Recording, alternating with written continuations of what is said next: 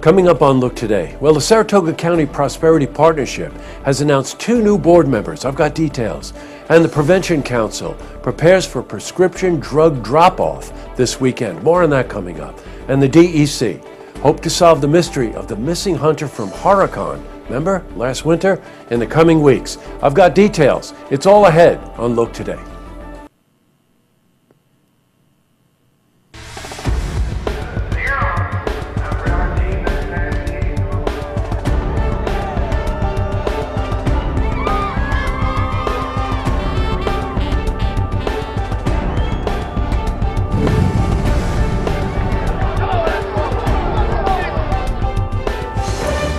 Welcome everyone, I'm Jay Hood Jackson and this is Look Today. In tonight's program, I sit down with Steve Rusbacki. He's a Green Party candidate. He's running for the 45th State Senate seat. He's here to talk about his background and how that's affecting his political philosophy. I also sit down with Chad Rubinovitz. He's a producing artistic director for the Adirondack Festival Theater.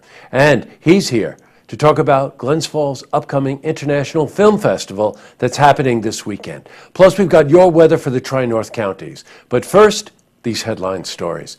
Well, in our lead story, the Saratoga County Prosperity Partnership has announced 2 new board members. The Saratoga County Board of Supervisors unanimously approved the appointment of Rocco Ferraro and Joshua Spain to the partnership. Now, they joined 12 public and private Saratoga County leaders serving on the board. The Prosperity Partnership is spearheading important economic development and innovation in Saratoga County. Rocco Ferraro is the Executive Director of the Capital District Regional Planning Commission, and Joshua Spain is the Senior Director of Global Engineering for Momentive Performance Materials. Well, we spoke to Marty Vonnegs. He's the President of the Prosperity Partnership. We have 2 new members of the board, and our board is made up of public sector members, some board of supervisors, as well as private sector members. The one member is Josh Spain, and he's with Momentive. Momentive is a large employer in Waterford, and he's also currently on the board of the Southern Saratoga Chamber, and so he really understands the community, he understands the economy, he understands what it means to be a big work employer. And the second one is Rocky Ferraro, and Rocco is head of the Regional Planning Commission. And once again, congratulations to Marty for that prestigious certification that he recently was awarded. All right, switching from news to weather. Today's so miserable weather, overcast skies, a lot of rain. Let's see how the rest of the week is shaping up. For a more detailed look at our weather, we're going to head to the Glens Falls Weather Center for a look at your first forecast. Back to the news. Well, the Saratoga County Prevention Council is preparing for a prescription drug drop-off this weekend. Now, data shows that one of the leading causes to heroin addiction is the easy access to medications prescribed by doctors. Well, dependency is a gateway to addiction. As part of the ongoing efforts to combat the opioid crisis, the council is giving people an opportunity to dispose of their drugs this Saturday, no questions asked. Well, we spoke to Jen Wood. She's a director of Coalition Development and Community Outreach for the Prevention Council. We certainly want to highlight drug disposal efforts. That's something, again, we're doing on a prevention stance. This Saturday is the DEA Drug Take-Back Day, so there are locations throughout the county that people can go to with their unneeded medications, and they can drop them off, no questions asked. So we would encourage people to do that. This is a great chance for you to go through your medications. Now, if you can't make it this Saturday, there are permanent drop-off boxes located in Saratoga. So we asked Jen about this as well. There are also 2 permanent drug drop-box sites in Saratoga County. One at the Saratoga Springs Police Department, the other at the Saratoga County Sheriff's Departments. Again, people can go in there with their medications and drop them off, and there are no questions asked, and it is entirely confidential.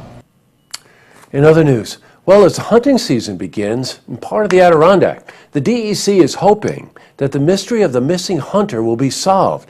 You might recall last winter we covered this story quite a bit. The DEC has asked hunters in northeastern Warren County to look out for any evidence that may determine what happened to Thomas Mezek Sr. He was the 82-year-old man that went from Troy that went missing in Horicon while he was hunting. And the investigation will continue, and we're going to keep you updated as we get further developments. Up next, I sit down with Steve Rusbacki. He's a Green Party candidate. He's running for the 45th State Senate seat in New York. He's here to talk about his background and how that is affecting his political philosophy. Plus, I also sit down with Chad Rabinowitz. He's a producing artistic director for the Adirondack Festival Theater.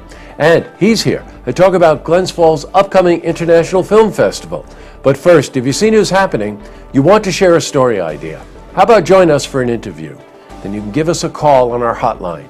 The number is 798-8000. Well, that's all the time we have for this edition of Look Today. I've got a couple of lookouts for tonight. Oh, by the way, my apologies to Chad and everyone at the Adirondack Theater Festival. I said it backwards in the newscast. My apology for that. Also, last night, I met Elizabeth Sobel. She's the new Executive Director President of SPAC. Very interesting person and someone who truly loves the arts. It's just great. Welcome, Elizabeth.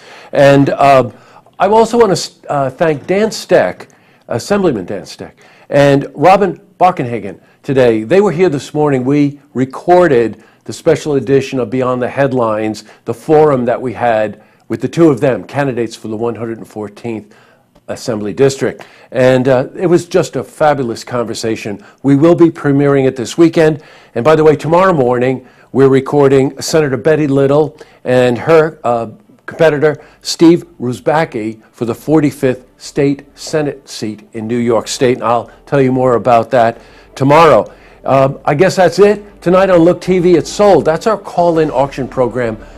Great estate, jewelry, and coins. And don't forget, tune in. Well, actually, you want to know something? I'll tell you at the time. I want to keep you in suspense. Good night, everyone.